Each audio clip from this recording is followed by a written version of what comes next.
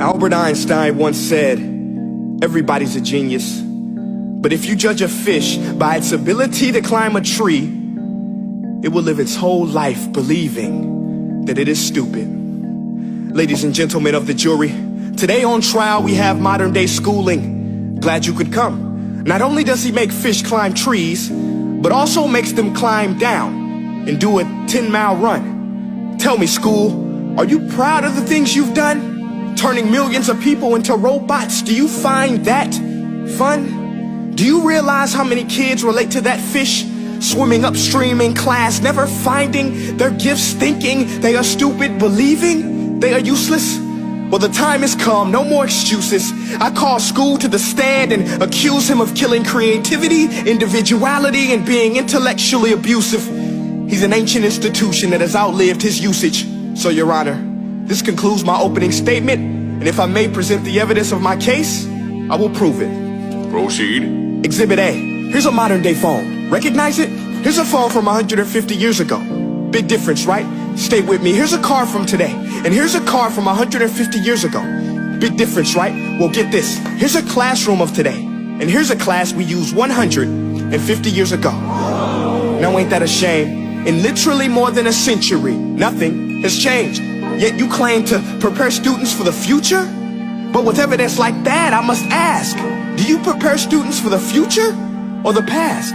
I did a background check on you and let the record show that you were made to train people to work in factories, which explains why you put students in straight rows, nice and neat, tell them sit still, raise your hand if you want to speak, give them a short break to eat, and for 8 hours a day tell them what to think. Oh, and make them compete to get an A letter which determines product quality, hence grade A of meat. I get it. Back then, times were different. We all have a past. I myself am no Gandhi. But today, we don't need to make robot zombies. The world has progressed. And now we need people who think creatively, innovatively, critically, independently, with the ability to connect. See, every scientist will tell you that no two brains are the same.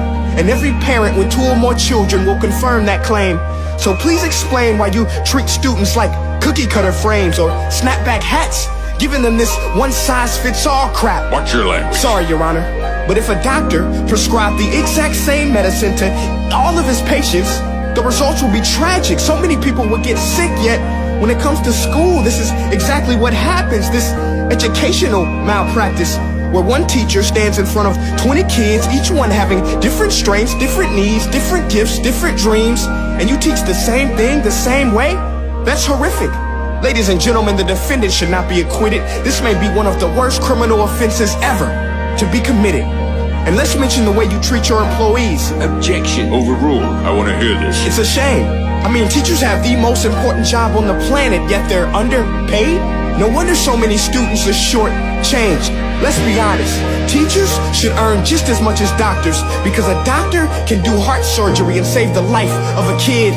But a great teacher can reach the heart of that kid and allow him to truly live. See, teachers are heroes that often get blamed, but they're not the problem. They work in a system without many options or rights. Curriculums are created by policymakers, most of which have never taught a day in their life. Just obsessed with standardized tests. They think bubbling in a multiple choice question will determine success. That's outlandish. In fact, these tests are too crude to be used and should be abandoned, but don't take my word for it. Take Frederick J. Kelly, the man who invented standardized testing, who said, and I quote, "These tests are too crude to be used and should be abandoned." Ladies and gentlemen of the jury, if we continue down this road, the results will be lethal. I don't have much faith in school, but I do have faith in people. And if we can customize healthcare, cars, and Facebook pages, then it is our duty to do the same for education, to upgrade it, change it, do away with school spirit, because that's useless. Unless we're working to bring the spirit out of each and every student, that should be our task. No more Common Core. Instead, let's reach the core of every heart in every class. Sure, math is important, but no more than art or dance. Let's give every gift an equal chance. I know this sounds like a dream, but countries like Finland are doing impressive things. They have shorter school days. Teachers make a decent wage. Homework is non-existent, and they focus on collaboration instead of competition. But here's the kicker, boys and girls. Their educational system outperforms every other country in the world. Other places like Singapore are succeeding rapidly. Schools like Montessori, programs like Khan Academy. There is no single solution, but let's get moving. Because while students may be 20% of our population, they are 100% of our future. So let's attend to their dreams, and there's no telling what we can achieve. This is a world in which I believe, a world where fish are no longer forced to climb trees. I'll rest my case.